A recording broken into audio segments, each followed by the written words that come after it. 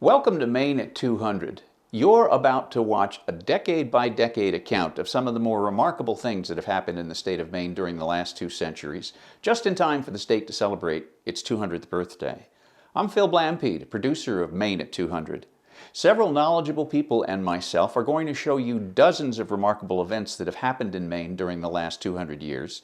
It's a timeline of the most important events that have occurred, some of which are amazing just in and of themselves, and others which are still having an impact on the state today. I'm confident that you're going to find quite a lot of this information very surprising. Did you know that Maine almost didn't become a state because the majority of its congressional delegation voted against it? Did you know that in the early years of the state, when the border between the United States and Canada was still badly defined and the British and the Americans were having conflicts over it, that one of the only military victories the Americans won in northern Maine came about because a bear joined them in attacking the enemy? Did you know that when a military plane crashed one July morning in 1944, it ranked as the worst air disaster in Maine history until a second, worse crash happened only a few hours later?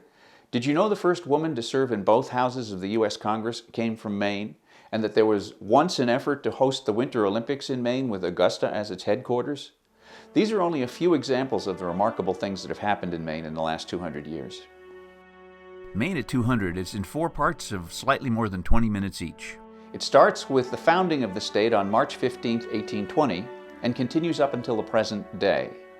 Whether you watch it in parts or watch it all at once, there are few ways better to celebrate the bicentennial of Maine than to take some time to hear about the details of its colorful history.